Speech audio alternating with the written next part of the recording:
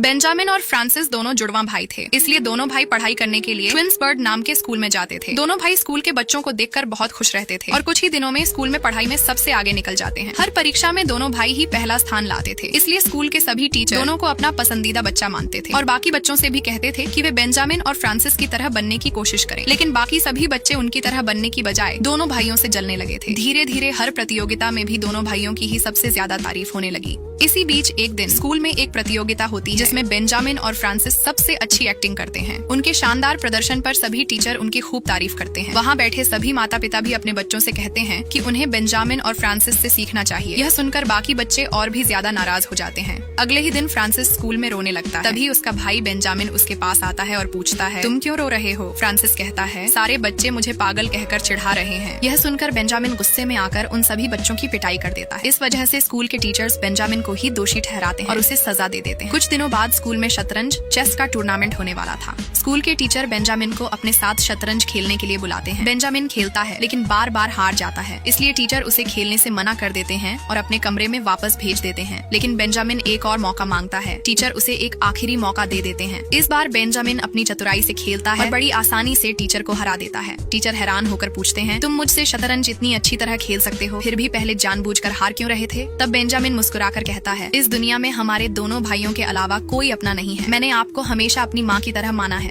इसीलिए मैं आपको जानबूझकर हराना नहीं चाहता था, क्योंकि माँ को कभी हराया नहीं जाता। टीचर यह बात सुनकर थोड़ी उदास हो जाती है। उसी समय अचानक स्कूल की बिजली चली जाती है। ये देखते ही बेंजामिन बहुत तेज दौड़ता हुआ अपने भाई फ्रांसिस के पास जाता है। फिर एक मोमबत्ती जलाकर उसे गले लगाते हुए कहता है, डर मत मेरे भाई, मैं यहीं हूँ। दरअसल फ्रांसिस को बचपन से ही एक बीमारी थी। उसे अंधेरे से बहुत डर लगता था, इसलिए बेंजामिन हर रोज उसका ध्यान रखता था और अंधेरे में उसे अकेला नहीं छोड़ता था। कुछ दिनों बाद बेंजामिन को एक चेस टूर्नामेंट के लिए बाहर जाना होता है। जाने से पहले वह टीचर से कहता है, जब तक मैं टूर्नामेंट से वापस नहीं आता, कृपया आप मेरे भाई फ्रांसिस का ख्याल रखिए। टीचर हाँ कहती, लेकिन यह कहते हुए बेंजामिन मायूस होकर बाहर चला जाता है। इधर बेंजामिन के जाते ही स्कूल के सारे बच्चे फ्रांसिस को चिढ़ाने लगते हैं। वे रोज स्कूल की ब्लैक बोर्ड पर उसकी तस्वीर बना देते हैं और उसे मेंटल कहकर चिढ़ाते हैं। इन बातों से फ्रांसिस बहुत दुखी रहने लगता है और हर रोज अकेले रोने लगता है। इसी बीच फ्रांसिस का भाई बेंजामिन विदेश से ट्रॉफी जीतकर लौट आता है, लेकिन फ्रांसिस अपने साथ हुए सारे अपमान को बिना बताए चुपचाप सहता रहता है। एक दिन दो अध्यापक आपस में बात कर रहे थे कि फ्रांसिस को अंधेरे से बहुत डर लगता है। तभी स्कूल का एक लड़का ये बात सुन लेता है और उसकी इस कमजोरी का फायदा उठाने की योजना बनाता है। एक दिन वह लड़का क्लासरूम का दरवाजा अंदर से बंद कर देता है और बाकी बच्चे मिलकर कमरे की लाइटें बंद कर देते हैं। कमरा पूरी तरह अंधेरे में डूब जाता है। अंधेरे की वजह से फ्रांसिस पूरी तरह घबरा जाता है और डर के मारे जोर जोर से चिल्लाने और रोने लगता है। स्कूल के बच्चे उसकी चीखों पर हंसते हैं और मजे लेते हैं। तभी दूसरी क्लास में बैठा बेंजामिन को अचानक कुछ अजीब महसूस होता है। वह दौड़ता हुआ अपने भाई की क्लास के पास आता है, लेकिन दरवाजा अंदर से बंद था। बेंजामिन रोते हुए बार बार विनती करता है, मेरे भाई को अंधेरे से बहुत डर लगता है, कृपया उसे बाहर आने दो। लेकिन अंदर मौजूद बच्चों को यह नहीं पता था कि फ्रांसिस की बीमारी की वजह से उसकी जान भी जा सकती है। फ्रांसिस डर और सदमे में चीखते चीखते दम तोड़ देता है। जैसे ही ये होता है, सभी बच्चे डर के मारे सारी लाइट ऑन कर देते हैं। फ्रांसिस का भाई बेंजामिन रोते हुए उसके पास आता है और समझ जाता है कि उसका भाई उसे इस दुनिया में अकेला छोड़कर चला गया है। ये खबर जब टीचर को मिलती है, तो वह तुरंत फ्रांसिस को लेकर अस्पताल पहुंचते हैं। अस्पताल में डॉक्टर कहते हैं कि फ्रांसिस अब इस दुनिया में नहीं रहा। यह सुनकर बेंजामिन फूट फूट कर रो पड़ता है। इसके बाद फ्रांसिस का अंतिम संस्कार किया जाता है। तब भी बेंजामिन बार बार अपने भाई की पुरानी यादों को सोचकर रोने लगता है। सभी लोगों के चले जाने के बाद भी बेंजामिन अपने भाई की समाधि के पास बैठा रहता है और दिन रात रोता रहता है। कुछ दिनों बाद चर्च के प्रेसिडेंट आते हैं और बेंजामिन को घर वापस ले जाते हैं। लेकिन घर जाने के बाद भी बेंजामिन अपने भाई फ्रांसिस की तस्वीर को देखकर फूट फूट कर रोता रहता है। अब अंत में बेंजामिन यह ठान लेता है कि वह अपने भाई के साथ हुए अन्याय का पूरा बदला लेकर रहेगा। गुस्से में सभी बच्चों को देखकर बेंजामिन स्कूल से कहीं दूर चला जाता है, जहाँ से फिर उसका कोई नामो निशान नहीं मिलता। फिर कुछ वर्षों बाद हम देखते हैं कि बेंजामिन एक पुलिस ऑफिसर बनकर लौटता है और जिन्होंने उसके भाई के साथ बुरा किया था, वह उन्हें एक एक करके बहुत ही बेरहमी से मारता है। लेकिन बेंजामिन जब भी किसी को मारता तो वह कभी भी कोई सबूत नहीं छोड़ता। इसलिए पुलिस ऑफिसर बनकर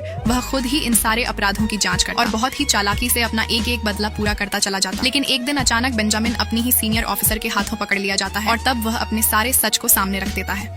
नेक्स्ट पार्ट के लिए लाइक और कमेंट करें।